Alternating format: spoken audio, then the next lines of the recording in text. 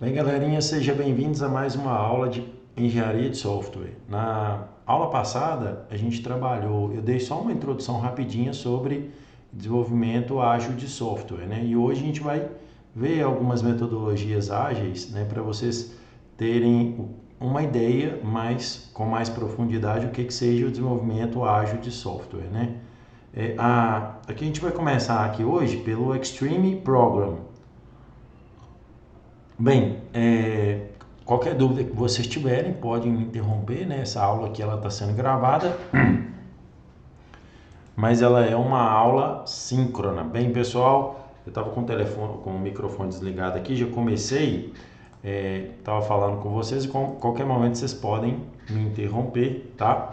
A gente vai começar a trabalhar aqui com uma metodologia ágil que é o Extreme Program. Na aula passada eu só dei uma passada só para explicar o que é o desenvolvimento ágil, né? E aqui eu vou dar mais ênfase no que é o desenvolvimento ágil baseado nessa metodologia aí, Extreme Program, tá? Qualquer dúvida que vocês tiverem podem perguntar, sem problemas.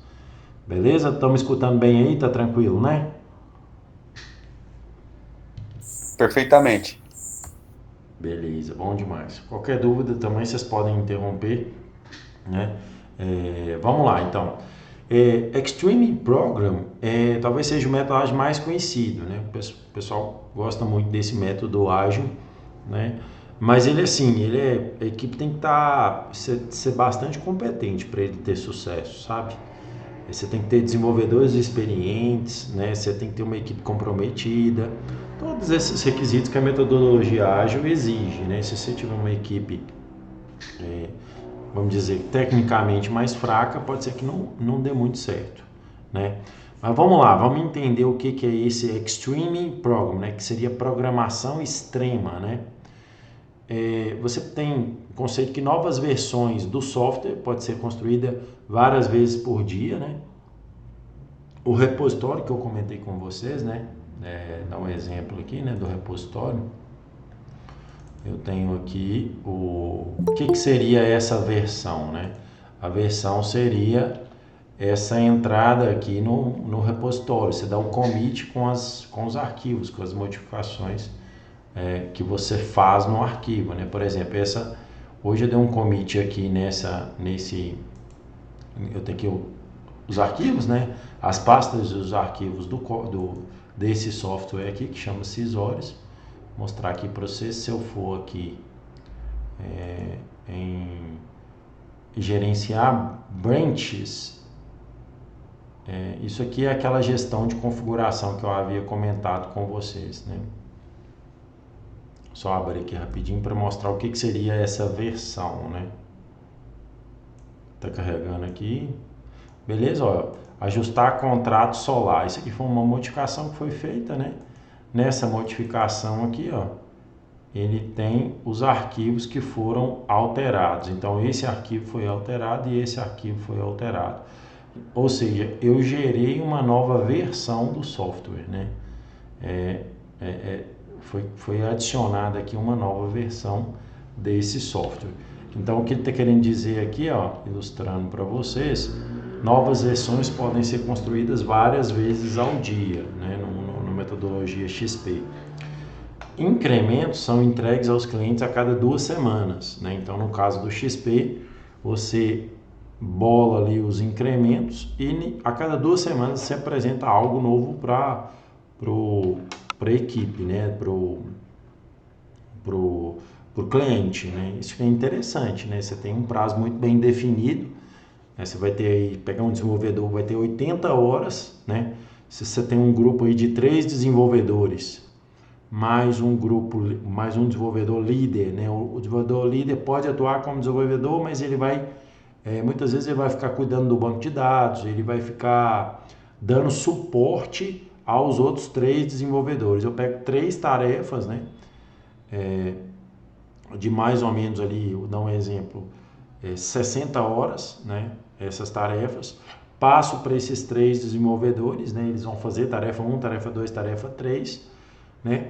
E aí depois ainda tem mais 20 horas de cada desenvolvedor para testes e integração desse código, né? Que seria Vou dar um exemplo aí, no final da segunda semana, né? Até para você ter algo, aprovou, todos os testes devem ser realizados em todas as versões e cada versão só é aceita se os testes foram concluídos. Então você fez o teste, né? Você aceita aquela revisão. Você poderia bolar dessa forma, você estaria, né, seguindo essa metodologia de programação extrema, né, que seria o Extreme Program, ou XP também, tá? Extreme, o X aqui é o X aqui, né? Essa palavrinha Extreme Program, né? Princípio dos métodos ágeis e do XP. O desenvolvimento incremental é mantido através de releases. Então, você libera uma versão aqui, ó, do sistema, pequenos e frequentes, a cada 2 semanas, por exemplo. O envolvimento do cliente significa compromisso do cliente com a equipe em tempo integral. Porque direto tem dúvida, você tem que fazer um meet, você tem que marcar com o cliente, você tem que fazer isso, tem que fazer aquilo. Então, o envolvimento do cliente faz parte. Isso também está naquele manifesto ágil que a gente falou na aula passada. Pessoas e não processos, por meio de programação em pares, propriedade coletiva de código e um processo que evita longas horas de trabalho. Programação em pares, o que é isso? Você e um outro colega fazem juntos um código, né? Na parte da manhã eu sento com o César, ele faz, na parte da tarde ele senta comigo e eu faço, né? Alguma coisa assim nesse sentido. Isso aqui, assim, depende muito, né? Muitas empresas não têm recurso para isso, eu não posso alocar ali uma pessoa para poder fazer. Normalmente, a programação em pares, ela ocorre entre um desenvolvedor pleno com um desenvolvedor sênior, né?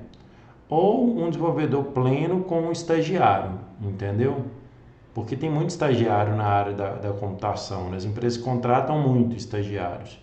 Então, sempre acontece dessa forma. A programação em pares, por exemplo, entre 2 desenvolvedores plenos, não sei se vai ser tão útil. Entre 2 desenvolvedores sêniors, não sei se vai ser tão útil.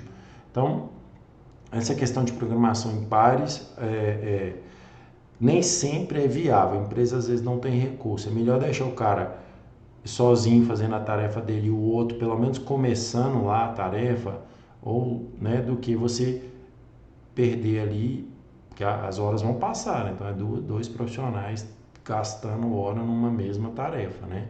Então isso aqui depende, tá? Por outro lado, você tem a propriedade coletiva do código. O que é isso? O código, você, desenvolvedor 1, entende e o desenvolvedor 2 entende, porque os dois estão fazendo juntos, né? Agora, pega um desenvolvedor experiente. Um desenvolvedor experiente, ele vai bater o olho no código e vai entender, sabe? Vocês já viram documentação de código? O pessoal fala muito, código, eu não sei se nas disciplinas de programação o professor falou isso, que tem que documentar. Vocês já viram falar sobre isso? Documentação de código? Alguém já ouviu falar? Eu não. É tipo assim, você escrever. Vou dar um exemplo aqui. Você tem um código, né? Não. Vou pegar um código aqui, ó. Uma função JavaScript aqui, ó.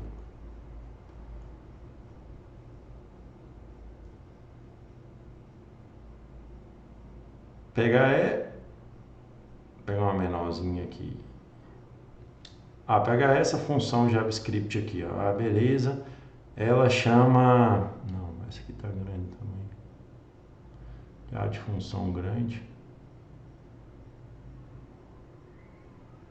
Essa aqui, ó, ela chama Generate Classifications. Então tá aqui. Ela começa aqui na linha 591 e ela finaliza na linha 612. O que seria comentar? Eu vim aqui, né, e falar o que esse cara faz. Essa função gera as classificações de venda para tananã, tananã, tananã. Entendeu? Uma descrição aqui do que essa função faz. Isso seria documentar, né? Você está explicando o que a função faz. A documentação, por exemplo, é um negócio que eu particularmente sou contra. Porque se você está escrevendo aqui, você está perdendo tempo em escrever, você poderia estar fazendo aquela função. Então eu não sou muito a favor de documentação de código, tá? Mas algumas empresas exigem. Por quê? Porque às vezes você vai embora, o desenvolvedor vai ficar lá e ele quer pelo menos ter uma ideia de como entender, do que aquele código faz, né? Os sistemas, a maioria dos sistemas que são desenvolvidos, os softwares, eles são sistemas de informação, né? Por exemplo, não, você tem aqui um software que gerencia as vendas de uma empresa, você tem um software que gerencia os orçamentos de uma empresa, você tem um software que gerencia a carteira de clientes da empresa, enfim, são sistemas de informação. Sistemas de informação normalmente são softwares que não têm uma lógica de negócio muito complicada. É mais você ir no banco de dados, pegar os dados, é mais você... Quando se tem alguma coisa muito complicada, como se diz, ela é pouco, né? Ela não é tão, ela não ocupa tantos linhas de código, né? A verdade é essa. Então, nesse caso, talvez essas partes poderiam ser documentadas, né? Mas na prática não se documenta, sabe? Não se documenta, assim. Tem software empresa que você trabalha que documenta, mas tem empresa que também não documenta, né? Que seria essas explicações, né? Em linguagem natural, né? Português, inglês, etc. Sobre o que uma função, por exemplo, faz, né? O que essa função aqui está fazendo, né? O que ela... Mas o desenvolvedor pega aqui e ele fala, opa, peraí, isso aqui é uma lista. Ele está reduzindo essa lista, acumulando um valor, que vai gerar um total. Então o desenvolvedor sabe, entendeu? Aqui ele sabe que está arredondando para 2. Aqui ele está gerando um objeto, né? E ele usa essa função map aqui. Então o desenvolvedor ele vai pegando a manha do negócio, entendeu? Ele mesmo vai entendendo a lógica do negócio. Então, eu não sou muito a favor, não. Mas o que é interessante no XP aqui que ele está falando é a propriedade coletiva do código. Isso aqui é interessante. Por quê? Porque se uma outra pessoa viu você fazendo, ela vai entender, ela bate o olho, ela sabe. Mas hoje eu acho que o código, se o desenvolvedor tiver uma certa experiência, ele consegue entender, sabe? Ele não precisa de muita... Na verdade, o que o desenvolvedor precisa? Ele precisa de baixar o código, pegando um cara, né? Não precisa ser experiente demais, não. Um cara que é desenvolvedor já tem um tempo. O que ele precisa? Ele precisa de uma reunião com um outro desenvolvedor, né? E aí, aquele outro desenvolvedor vai instalar tudo que precisa, todas as ferramentas que precisa na máquina do cara. Ah, não, então, peraí, você precisa do Visual Studio, você precisa do banco de dados tal, você precisa desse framework aqui, dessas bibliotecas, beleza, vamos compilar o código na sua máquina. Então, beleza, o desenvolvedor vai lá, o que vai passar a tarefa, passa isso para você. E outra coisa que o cara faz é, vamos rodar o código agora, executar o código. Ah, beleza, vamos executar. Então, na hora de executar, ele vai explicar como que executa e como que depura um programa. O que é depurar um programa? É executar passo a passo, né? Mostrando aqui para vocês um exemplo. Esse código aqui que eu fiz, né? Esse meu programa aqui, eu vou startar ele. Eu sei que uma das coisas que ele faz inicialmente, nesse programa aqui, né? Eu sei que uma das telas que ele entra, certeza, é na parte, esse caso aqui específico, é na parte de orçamento. Então, ele entra nesse controlador aqui, tá? Então, isso aqui é uma coisa que eu sei que ele faz. Então, eu entro aqui, né? Então, orçamento, beleza. Deixa eu ver como é que chama aqui, ó. Listar, deve ter um método listar orçamento. Obter orçamento. Listar todos os orçamentos. Deixa eu ver se é isso aqui. Isso. Deve ser isso aqui, ó. Beleza. Então eu vou vir cá, eu vou colocar um breakpoint aqui, ó. Que ele vai parar aqui, se for esse cara mesmo, né? Vamos ver. Então eu executei o meu projeto. Então o que eu preciso para poder, estou explicando o que eu preciso para poder pegar um software. Eu não conheço o código, nunca vi, né? Eu preciso de um desenvolvedor vir aqui e me fazer isso aqui para mim, né? Que é executar o software. Então ele vai executar aqui, beleza, né? Vai abrir a tela inicial do software, nesse caso aqui, né?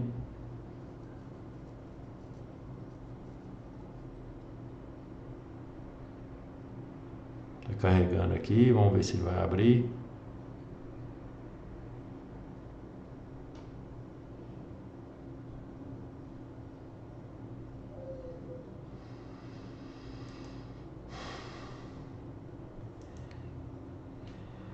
Beleza, executou, beleza. Ele tem uma tela para entrar, né?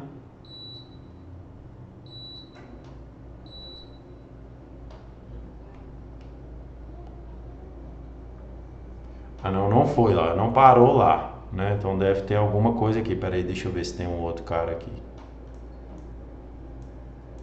Só um minutinho.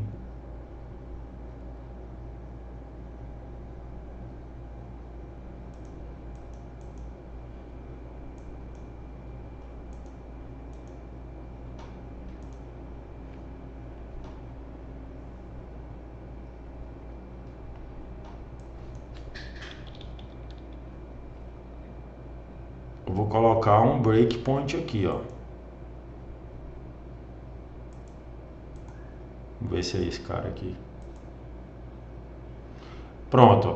Parou aqui, ó. Tá vendo aqui de amarelo? Aí o que eu posso fazer? Eu posso executar linha por linha, tá vendo? Ó, em amarelo ele é o breakpoint, eu executo o código, né, linha por linha. Aí eu consigo ver, por exemplo, aqui, ó, tem 9 usuários, tá vendo? Esse cara aqui, ó, tem 50 orçamentos, eu consigo ver e eu consigo depurar o código. O que é depurar o código? É eu ver os valores das variáveis, ver o funcionamento interno do código.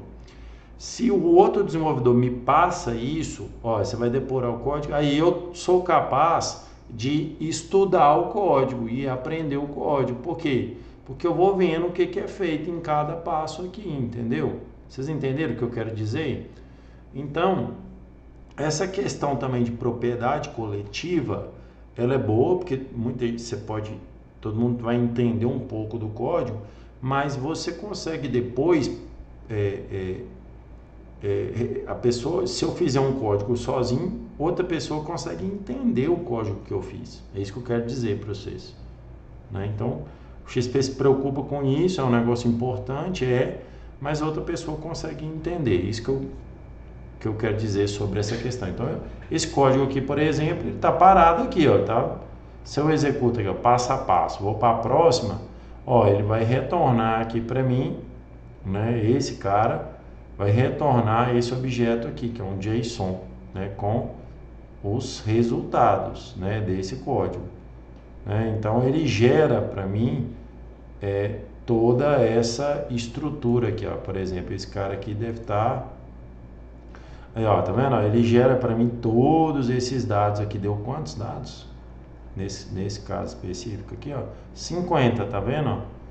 Ele gera toda essa estrutura de dados vindos do banco de dados e eu vou mandar isso para a interface gráfica, né?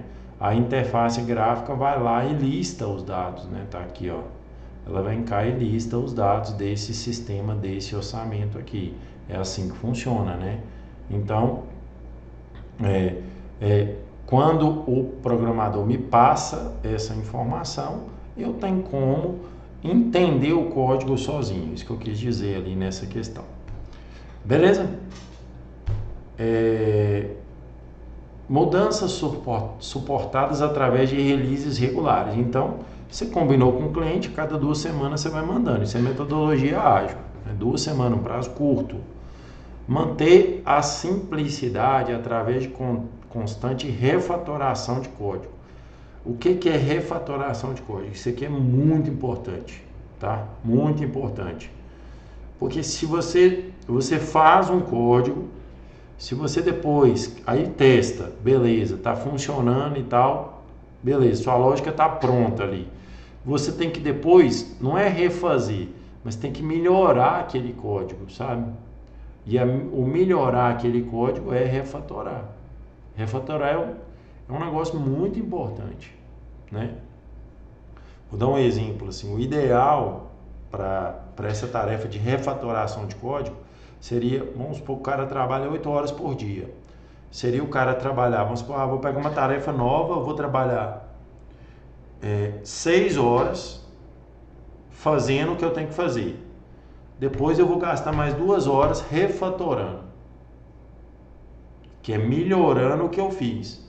No final, o resultado é o mesmo, não vai mudar nada. Só que o código vai ficar mais modularizado, vai ficar um código mais fácil de entender e etc. Aí eu vou dar um exemplo para vocês aqui. Esse arquivo aqui representa um código, tá? Esse código, ele tem aqui, ó, 1472 linhas, tá vendo aqui, ó? Esse é um arquivo que ele merecia ser desmembrado em outros arquivos. Esse cara é um cara que ele merecia, aqui do lado direito, dá para vocês verem a quantidade de código que tem. Esse cara aqui é um cara que merecia uma refatoração. Né? Por quê? Porque foi crescendo, foi adicionando coisa e não parou para preocupar com isso. É uma tela muito grande do sistema e etc. Não se parou para, né? não se preocupou com isso nesse código aqui.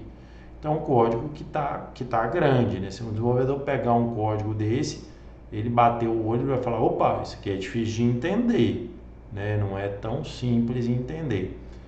Isso é refatoração. Esse arquivo aqui, que é esse JSX aqui, ó, ele precisa ser refatorado, tá? César, que código é esse aqui, né? Esse aqui é um software, só abrindo aqui para vocês, ó.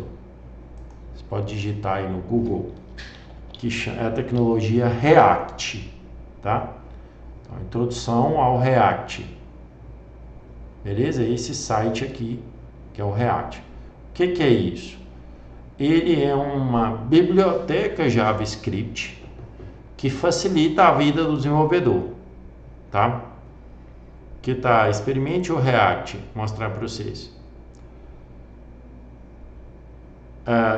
Galera, nesse sentido aí, eu vejo que esse curso de vocês, ele tem pouca programação até agora. Vocês já estão no 4º período e agora é que vocês vão lidar com uma linguagem de programação. Vai ter várias disciplinas de programação ainda, mas ele é um curso que, na minha visão, ele tem pouca programação. Para quem gosta, né? Eu acho assim, vocês têm condição de correr atrás e aprender uma tecnologia. Tem vários cursos no YouTube, várias formas de programação. Ficar só esperando o professor passar e etc, talvez não vai atender a expectativa de vocês. Então fica a dica. Essa tecnologia React aqui, ela é bem interessante de vocês aprenderem. Eu uso ela aqui, ó, nesse código aqui, beleza?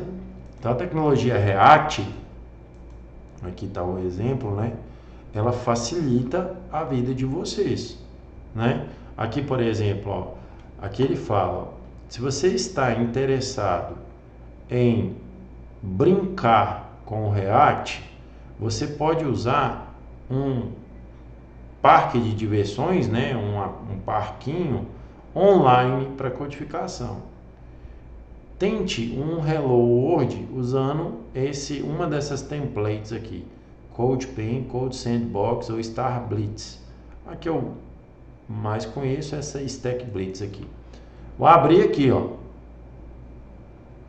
Cara, aqui eu codifico, essa aqui é a página, ó. Do lado de cá é a página. Então, sistema web. Daqui está o código. Então, eu quero fazer computação. Escrever aqui. Olha lá. Vou escrever computação aqui, vai sair computação aqui. Tá vendo? Não, eu quero tirar esse parágrafo aqui. Esse parágrafo não faz sentido. Eu quero colocar 2 computação, 3 computação. Beleza. A codificação eu faço aqui, o experimento eu faço aqui, entendeu? Essa que é a ideia. Aí eu posso vir cá, pegar esse código aqui que eu fiz, né? Vem cá e depois eu posso até aqui, ó, baixar esse código, né? Posso realizar aqui, baixar esse código. Aí na hora que eu baixo o código, esse aqui, né? Deixa eu pegar ele aqui, ó. Ele gerou a pasta aqui. Aqui, ó, tem o código aqui dele, né? Desse exemplo que eu fiz, ó. Tá aqui, ó. Eu posso vir aqui, né? Por exemplo, né? Pegar o Visual Studio aqui, Code, que é um software de codificação que eu utilizo. Eu posso ir lá naquela pasta Downloads, né? E selecionar essa pasta aqui, vamos ver, ó, ele já traz o código aqui para mim, ó. Aqui já tem um código aqui para mim dessa aplicação, né? Que, ó, ele tem um HTML aqui, que é o código inicial, ele tem 2 arquivos aqui, ó, certo? E nessa codificação aqui, como eu já tenho uma certa experiência, eu vou tentar só ver aqui. Deixa eu ver se eu consigo abrir aqui, só ver se eu consigo executar esse código, tá? Localmente. Mas eu tenho um ambiente aqui, não sei se vocês viram aqui, ó. Tem um ambiente de programação aqui, ó, que é esse Stack Blades, né? Eu posso conectar num repositório, né? Posso pegar e ver o código aqui e tal, mas eu estou tentando rodar local. Eu nem fiz esse teste não, viu, galera? Estou fazendo aqui com vocês aqui, tá? Deixa eu ver se eu consigo executar alguma coisa aqui, peraí.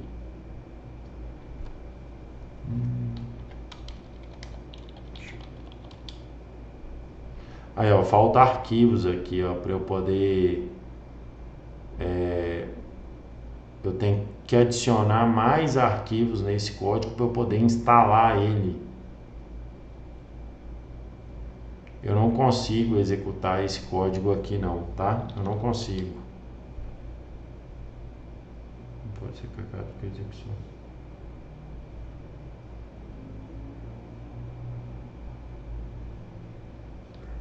Não deixou executar aqui, isso aqui. Deixa eu ver.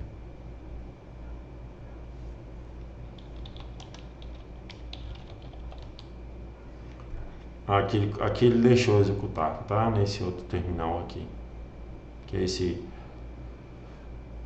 bash aqui, ó, é um outro terminal. Aqui eu estou instalando as dependências desse código. Ele gera uns warnings aí na instalação, tá?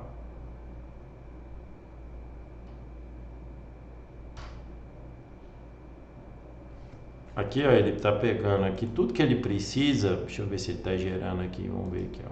Vamos atualizar aqui, ver se ele está gerando.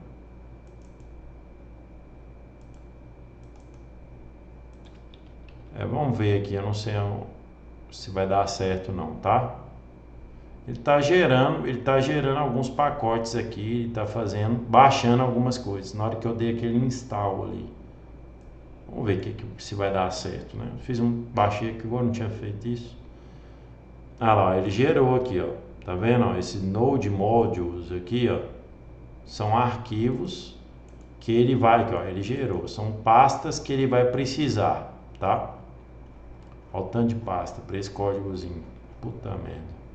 Desculpa. Ele ainda tá gerando, ó. Na hora que eu instalei aquele programa ali, por que eu estou gerando? É porque ele baixa muita coisa aqui na instalação desse programa, né? Vamos ver se vai dar certo.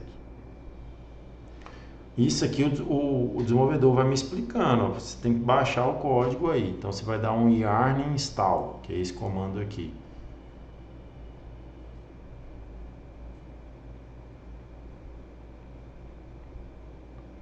Vamos ver se vai conseguir aqui.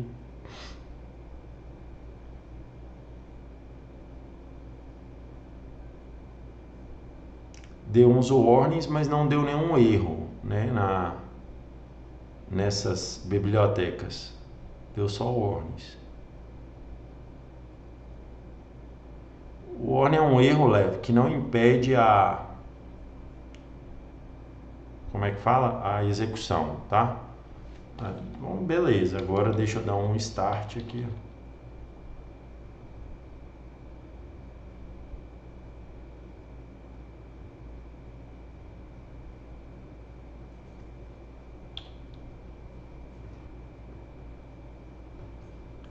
Aí que ó, ele falou aqui o seguinte, ó, que eu tenho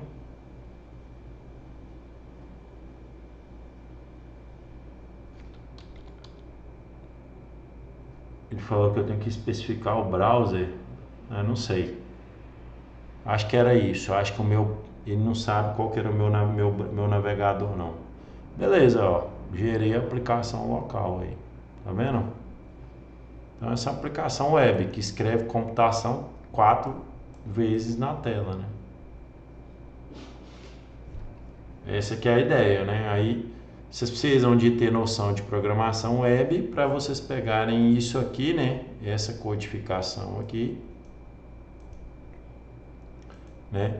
E transformar isso aqui num sistema, né? Um sistema web, né? Nesse caso que não é isso, que escreveu só computação na tela 4 vezes. Mas eu, resumindo, eu peguei o React, que é uma ferramenta atual, bastante atual a propósito, tá? Muita tecnologia está sendo desenvolvida nessa. E eu instalei ela localmente e eu startei um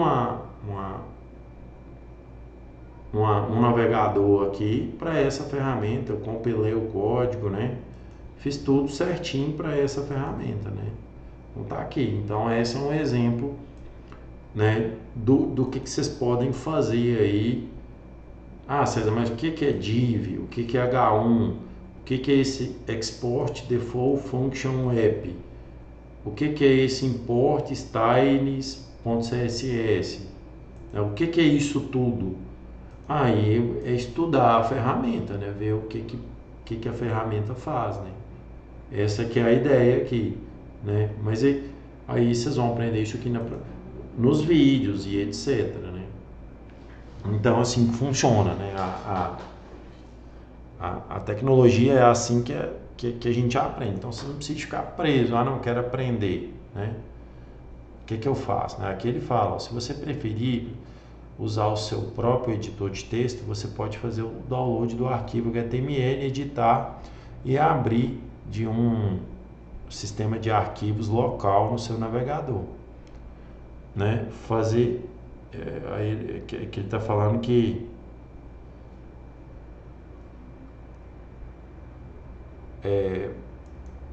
faça uma execução devagar, né, que ele colocou aqui, lenta, da transformação de código. Então somente recomendaria usar para demonstração simples, né? Ele está falando que vai ficar lento o código aqui, mas não fica não, né?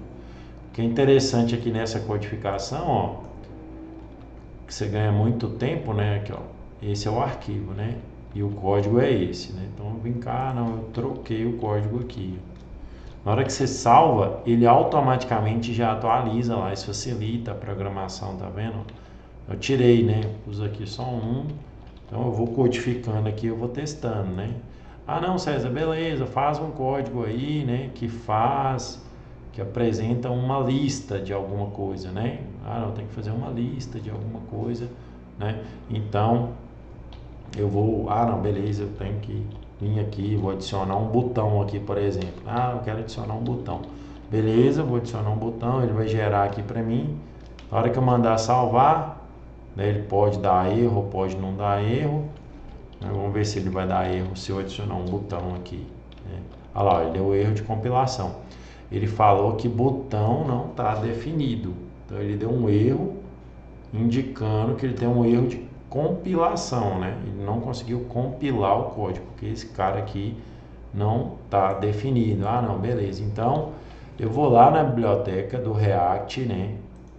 Quer ver, ó? Quero colocar um botão ali. Vou lá no React e vou colocar button. Aí ele me dá aqui, ó, button examples, né, no React. Beleza. Ó, ele chama button, beleza, pequeno. Deixa eu ver se tem alguma importação que eu tenha que fazer. Não.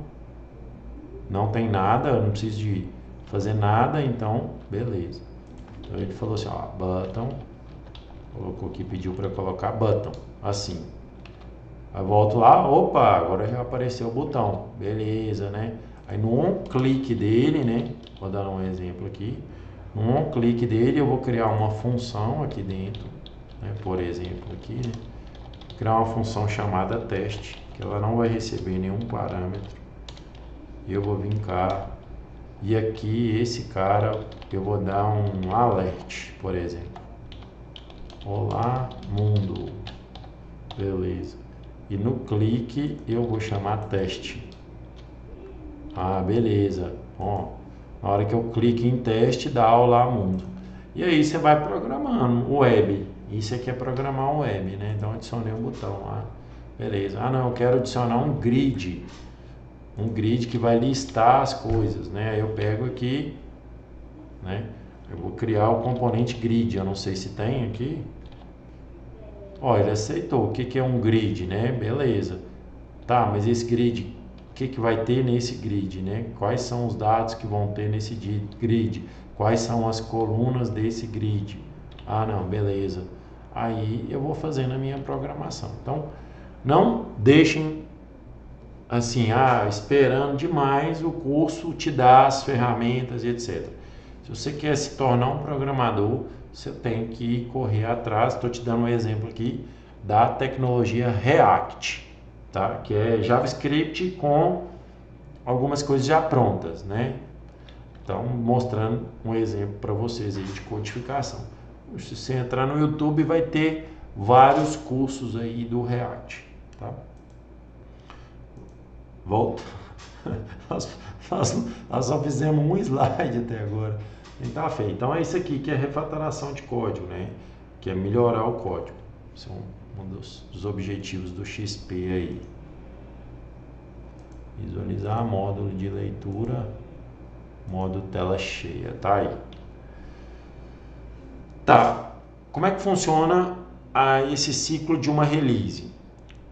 Você vai selecionar histórias do usuário para este release. Você vai dividir a história em tarefas, tá?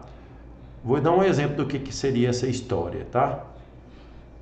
Você vai planejar a sua release, vai desenvolver, testar e integrar. Integrar é assim, o desenvolvedor fez aquela parte, beleza. Aquela parte com o que já existe deu algum problema, essa que é a integração. Você vai liberar o software. Pronto, isso é o ciclo de uma release. Aí depois você volta aqui, né? Seleciona a história. Você tem uma avaliação do sistema, né? Pelo cliente. Aí você vem cá, seleciona a história do usuário, né? Para esta release, pode ser mais de uma história. Você divide a história em tarefas e planeja, desenvolve, libera, avalia pelo cliente, seleciona, divide, planeja, desenvolve, libera, avalia pelo cliente e fica nesse ciclo aqui, né? Isso a gente já falou, tá? Aqui tem um negócio que apareceu aqui, ó, que é o seguinte: desenvolvimento test first. O que é isso? Você faz o teste primeiro antes de desenvolver, né? Isso é interessante, viu, gente? Você desenvolver teste igual daquela forma que a gente fez, sem ter feito ainda o código. Por quê? Porque depois você só executa o teste para ver se aquele código que você fez funciona. O desenvolvimento test first é bem interessante, tá? Você faz o teste, depois você faz o código. XP, então, prega isso. Né? Além dessas outras, planejamento incremental, pequenas releases, projeto simples, refatoração, programação em pares, a gente falou, propriedade coletiva, integração contínua. Você sempre tem releases novas sendo liberadas que vai integrando.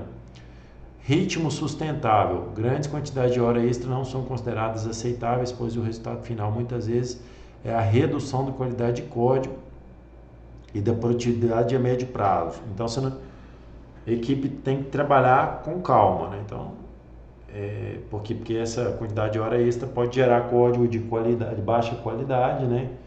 Porque você faz a coisa muito rápido, equipe cansada, né? Então isso pode acontecer, isso que ele está querendo dizer aqui. Cliente no local, um representante do usuário final deve estar disponível o tempo todo da equipe, né? Por quê? Porque ele sempre vai estar ali em cima para o software sair, né? Cenário de requisitos. Em XP, um cliente ou usuário é parte do time. Pronto, você já falou. Requisitos do usuário são expressos como cenário ou histórias. Aqui ele já traduziu para histórias com o E e não o HI. Né? Tá estranho isso aqui, mas tem diferença de história com H e história com E. Tá? São duas palavras que existem na língua, mas tem diferença. Aí ele está falando que as histórias são escritas em cartões e equipe de desenvolvimento. Vamos ver o que é essa história. Aqui ele deu um exemplo de uma história de prescrição de medicamentos. O que é uma história? Uma história mesmo. O cliente conta, Kate é uma médica que deseja prescrever medicamentos para o paciente de uma clínica. O prontuário do paciente já está exibido em seu computador. Assim, ela clica no campo medicação e pode selecionar a medicação atual, nova medicação ou formulário. Se ela selecionar a medicação atual, o sistema pede que ela verifique a dose.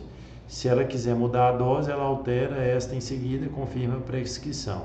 Se ela escolher nova medicação, o sistema assume que ela sabe qual é a medicação. Ela digita as primeiras letras do medicamento, o sistema exibe uma lista de possíveis fármacos. Tá vendo? É uma história do que é um negócio. Isso aqui, gente, facilita demais, né? O que seria aquela história naquele formulário que eu mostrei para vocês, daquele sistema lá, né? A história seria isso aqui, ó. Quer ver? Deixa eu pegar aqui, eu até baixei aqui aquele dia.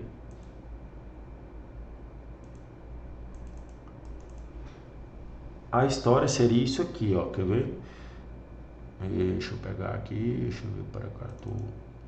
Isso. Seria esse formulário, ó. Nós precisamos de um sistema, né, que tenha essas informações aqui, ó. O cadastro do associado vai ter essas informações aqui. Isso aqui é a história.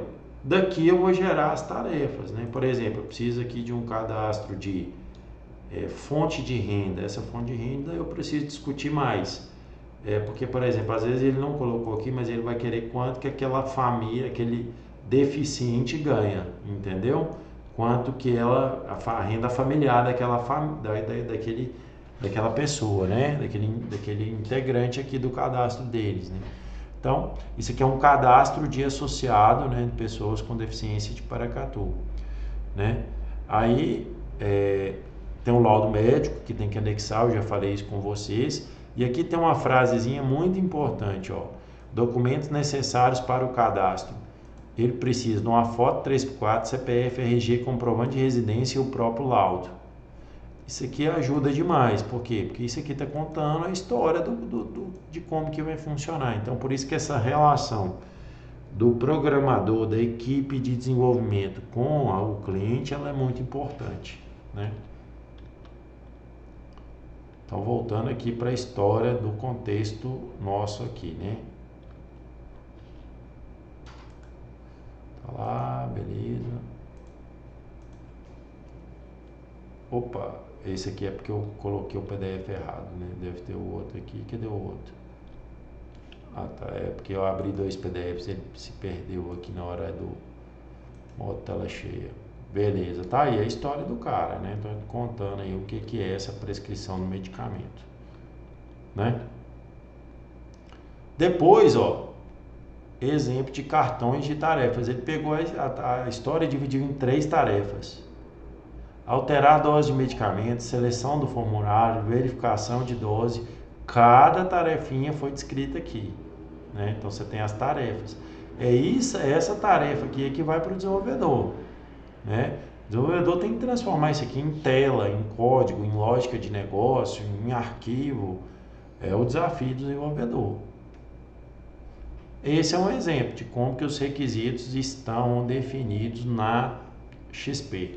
Você tem uma história que conta o que é o requisito e depois você divide isso em tarefas e manda isso para release, né? Que você vai implementar. XP em mudanças. O senso comum da engenharia de software diz que se deve projetar pensando em mudanças. Vale a pena gastar tempo e esforço antecipando as mudanças, já que posteriormente esse esforço reduz o custo no ciclo de vida. No entanto, o XP afirma que isso não vale a pena, já que as mudanças não podem ser antecipadas de forma confiável. Ao invés disso, propõe melhorias constantes no código, que é a refatoração, para tornar as mudanças mais fáceis quando essas precisam ser implementadas. Essa refatoração ela vai permitir você adicionar, né? Você sempre programar pensando assim, mas e se o cliente mudar? E se o cliente fazer isso? Se o cliente quiser isso? Por quê? Porque depois, né, lá na frente você vai precisar, né, dessa mudança, né? Vou dar um exemplo, não vou ter um exemplo aqui sobre essa questão de você construir, já até dei um exemplo uma vez de um código aqui que ele permitia eu estender um arquivo facilmente, que ele aproveitava código, né? Seria mais ou menos esse exemplo que eu dei, já dei isso numa outra aula. Refatoração, olha para você ver, essa palavra já apareceu quantas vezes no XP? Ela é a base, né? A equipe de programação busca possíveis melhorias de software e as faz mesmo quando não são uma necessidade imediata. Então o tempo todo refatorando. O que melhora a inteligibilidade do software e reduz a necessidade de documentação. A própria refatoração, ela vai facilitar o que é inteligibilidade? A leitura do código, você entender o código, né? Torna-se mais fácil fazer mudanças porque o código é bem construído e limpo. Então, código bem construído, código limpo. Então, fica fácil de você alterar. No entanto, algumas mudanças requerem refatoração da arquitetura, que é muito mais caro, né? Então, você tem mudanças que impactam muito na arquitetura do software, né? Aí essas são caras, né? Exemplos de refatoração: reorganização de uma hierarquia de classes para remover código duplicado, organização e renomeação de atributos e métodos para torná-los mais fáceis de entender. Você pode ir lá alterar o nome dos métodos. Substituição do código com chamadas para métodos definidos em uma biblioteca de programas, né? Então, você faz ali, você troca aquele código, né? E coloca aquilo, muitas vezes você faz só chamadas para aqueles códigos, você cria essas pequenas bibliotecas para facilitar. Enfim, exemplos de refatoração, tá? Pontos importantes, isso aqui é o que a gente está discutindo aqui, tá? Testes em XP. Em XP, os testes são fundamentais. XP desenvolveu uma abordagem em que o programa é testado depois que cada alteração é feita. Então, você fez uma alteração, você tem que testar. Características de teste em XP. Desenvolvimento teste first. Você faz o teste, depois você codifica. Desenvolvimento de testes incrementais a partir de cenários, né? Então, você tem um cenário, você tem as histórias lá, né, com o E, e aí ele desenvolve os testes a partir disso.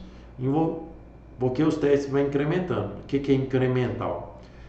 Primeiro você cadastra o medicamento. Depois você vai lá, cadastra o paciente. Depois você vai lá, cadastra a médica. Depois você abre o formulário para a médica, para a médica poder informar para fazer a medicação, né?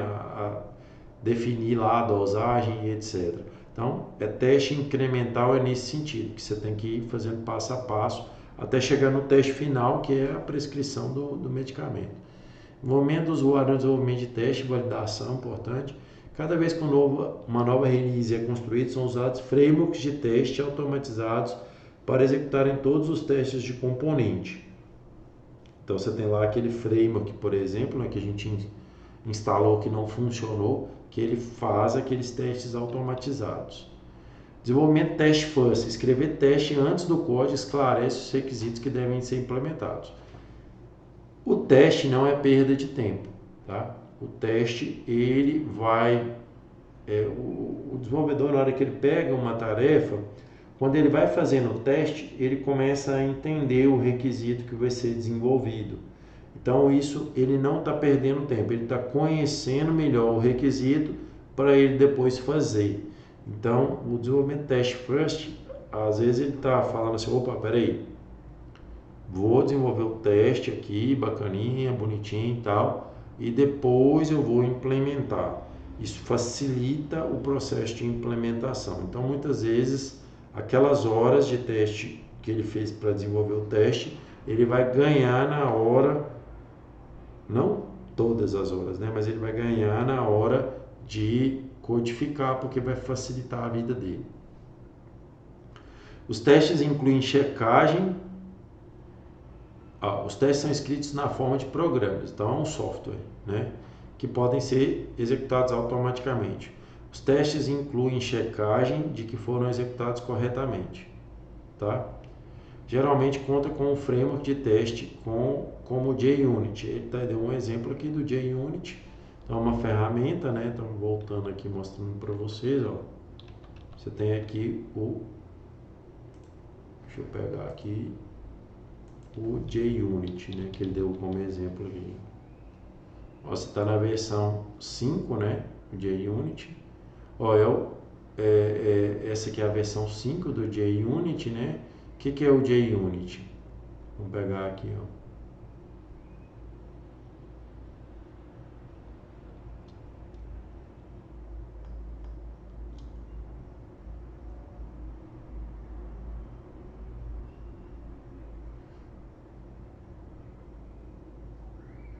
Aqui não tem uma descrição não do que é o JUnit, mas é uma ferramenta para testar código Java, tá? O J é de Java.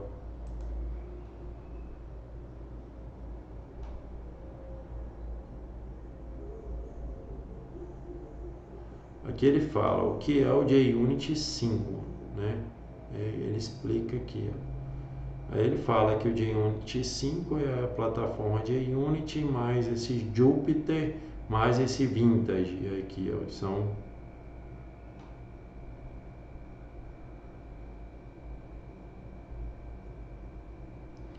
aí aqui ele explica, teria que fazer um curso de JUnit para ver o que é certinho, como que ele faz para criar esses testes, né? Aqui, por exemplo, ele tem uma ferramenta aqui para o Visual Studio Code, eu já usei, o NetBeans eu já usei, o Eclipse eu já usei na codificação. Eu posso instalar ele no JUnit, o JUnit nessas IDEs, né? Para eu poder, aqui, ó, para eu poder usá-lo, né? Então aqui, ó, a plataforma JUnit também existe nas IDEs. Aí ele mostra aqui, né? Essa IDEA, Eclipse, NetBeans, Visual Studio Code, tá? Então ele fala que JUnit está aqui. Estou citando o JUnit como uma ferramenta que ele citou aqui no negócio dele, né? Explicando o XP aqui. Então, valoriza demais o desenvolvimento test first, né? Você primeiro cria o teste, né? Envolvimento do cliente, a gente já falou, que é muito importante, né? Função do cliente no processo de teste. O cliente é parte da equipe, né? Ele escreve até teste. Todo código novo é validado para garantir que seja o que o cliente precisa, né? Aqui ele repete, ele fala como que seria um caso de teste, né? Então, no XP, verificação de dose, né? Então, você tem entrada o número em miligramas representando uma única dose da medicação, um número que representa o número de doses únicas por dia, né? Então, você tem como entrada isso, teste para as entradas em que a dose única é correta, mas a frequência é muito alta. Então, você vai fazer um teste em que você coloca a dose correta, mas você coloca 20 vezes por dia. O sistema não deve ter uma limitação quanto a isso, né? Teste para entradas em que a única dose é muito alta e muito baixa. Você põe uma dose muito alta, vê o que o sistema faz. Teste para entradas em que a dose única X frequência é muito alta e muito baixa. Ele explica. Aí a saída, né? O quarto teste aqui, ó. Teste para entradas em que a dose única... não, aqui é versus. Agora que eu entendi, o X aqui é de versus. Versus frequência permitida, né? Então, teste para entrada em que a dose única versus frequência é muito alta e muito baixa. Então, tem um outro caso que ele vai testar quando a frequência é muito alta e quando a frequência é muito alta. Aí a saída, mensagem de OK ou erro indicando que a dose está fora da faixa de segurança. Ele explica como que é esse caso de teste. Assim, eu sou desenvolvedor, eu não gosto muito de escrever isso aí. Se eu tivesse que trabalhar com isso, eu não ficaria muito satisfeito, sabe? Com construção de casos de teste.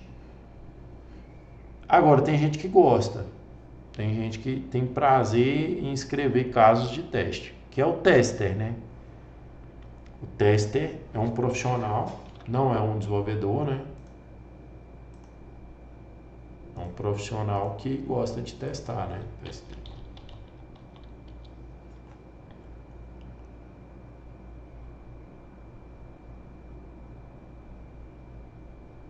Tester Wiki. Deixa eu colocar aqui. No caso agora, tester de software, software tester, né? É uma profissão, né? O cara, ele se especializa nisso, né?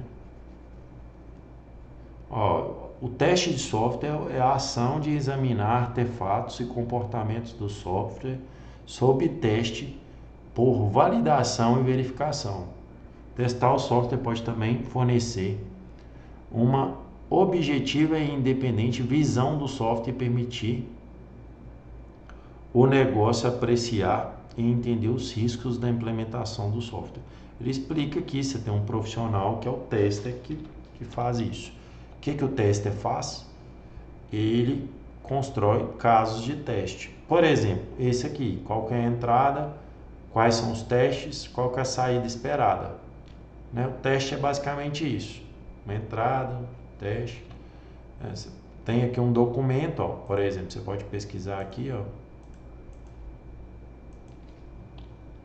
Template caso de teste. Deve ter alguma template aqui, ó.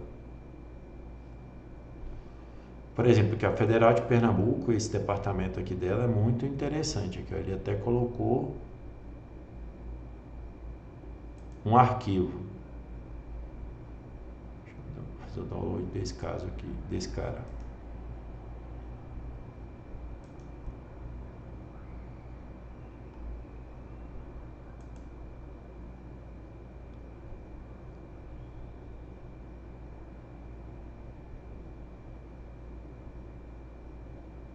Aqui, ó, tá vendo? Ó, ele coloca que tem aqui, ó, testes funcionais.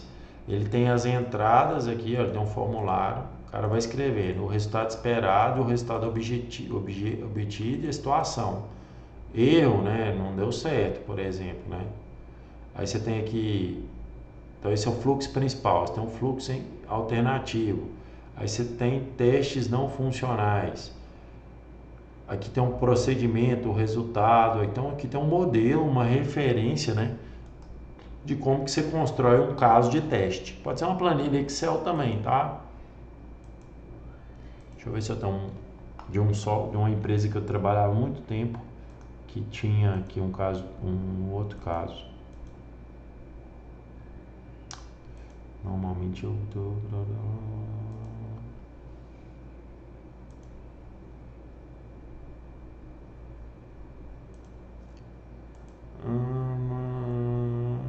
Deixa eu ver se eu tenho isso aqui.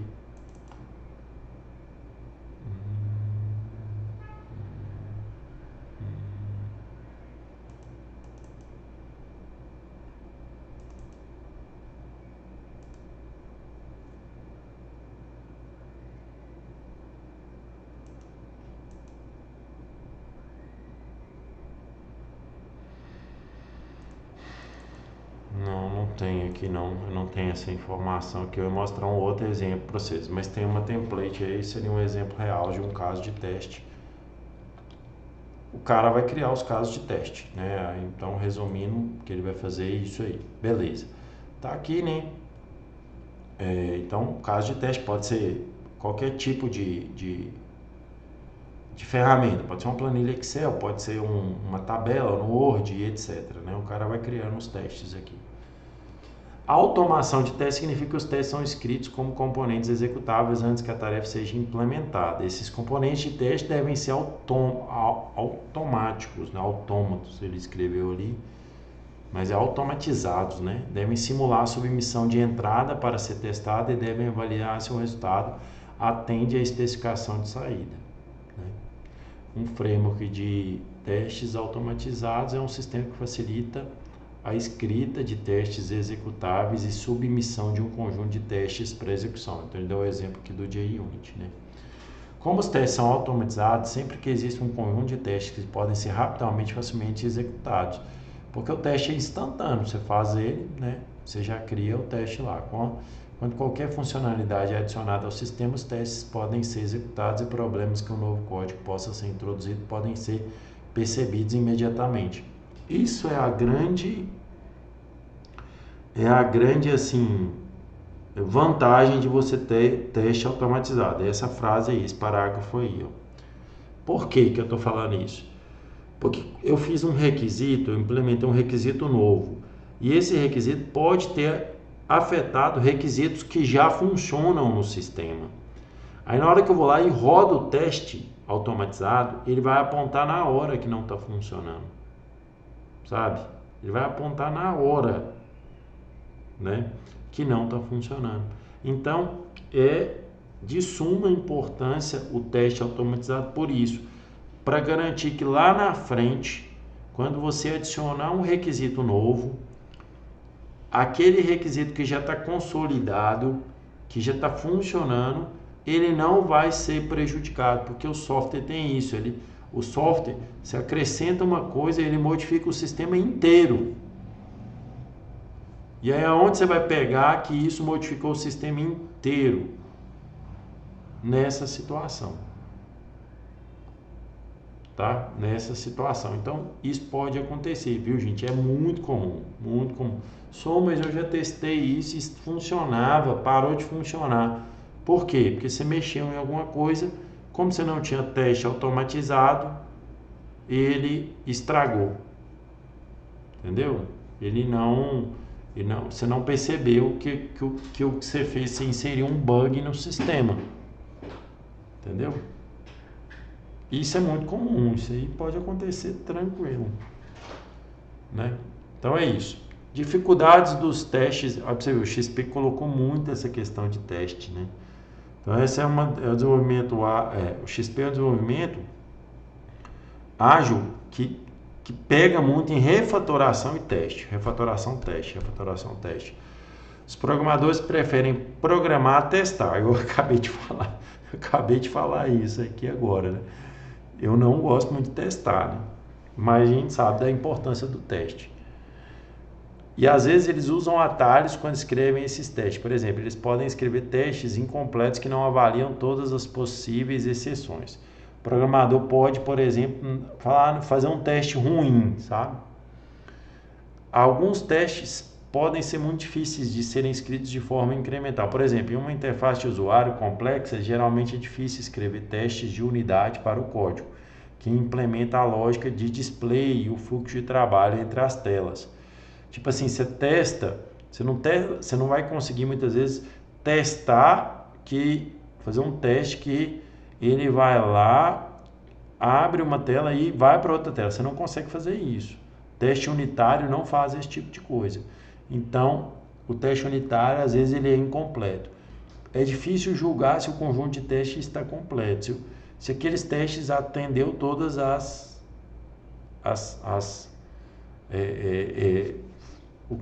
será a cobertura do teste, né? Se a cobertura do teste está completa. Embora você tenta vários testes de sistema, o conjunto dos testes podem não prover uma cobertura completa. Eu acabei de falar isso. Nem tinha lido essa frase e já apareceu, né? Você vai criando teste, mas vou dar um exemplo aqui, né, de um software muito complexo que a gente vê. Programação em pares, eu já comentei sobre vocês, vou dar um exemplo no final aqui, tá? Programação em pares, eu já comentei com vocês, tá? Que é essa questão tá repetindo, né? Ideia de propriedade coletiva, né? Então, vantagens da programação em pares, né? Que a gente acabando de mostrar aqui. E o gerenciamento ágil de projetos. Esse é o último slide aqui. A principal responsabilidade de gerente de projeto de software é gerenciar o projeto para que o software seja entregue em tempo e dentro do orçamento. A abordagem padrão para o gerenciamento de projeto é a dirigida a planos. Tá? Essa questão aqui a gente não discutiu muito bem o que é essa dirigida a planos. Não apresentei para vocês, então vamos nos contentar a só essa questão da metodologia ágil mesmo. Os gerentes estruturam um plano para o projeto mostrando o que deve ser entregue, quando deve ser entregue e quem irá trabalhar no desenvolvimento, né? O gerenciamento ágil de projetos requer uma abordagem diferente, adaptada ao desenvolvimento incremental aos pontos fortes. Ele nem deu muita ênfase, mas é uma gerência de projetos como outra qualquer, né? Na metodologia ágil, ele vai ter que observar esse desenvolvimento incremental, essas releases a cada 2 semanas, ele vai ter que se adaptar a isso, né? Aqui Scrum já é outra coisa, eu vou deixar para a próxima aula. Então, beleza, então encerrei aqui com vocês o XP. Aí só essa questão deu um exemplo aqui, agora até fugi, embora você tenha, na hora que eu li isso aqui me deu uma ideia, quer ver, ó? Embora você tenha vários testes de sistema, o conjunto de testes pode não prover uma cobertura completa. Eu tinha uma ideia aqui, eu falei com vocês que eu ia mostrar alguma coisa, agora eu esqueci o que era. Esqueci o que era aqui, o que eu ia mostrar para vocês. Eu ia dar um exemplo aqui dessa questão, logo aqui nessa questão, não sei o que foi. Enfim, fugiu aqui. Pode falar. Essa vida de pai é assim mesmo. Pior que é mesmo, né? Acaba cansando, né? Mas já tem 1 hora também de aula, né? Vou encerrar aqui. A gente continua na próxima aula. Então, matamos o XP aqui, galera. Esse aqui é material top, tá? Para vocês, beleza? Então, vou interromper nossa gravação aqui até a nossa próxima aula.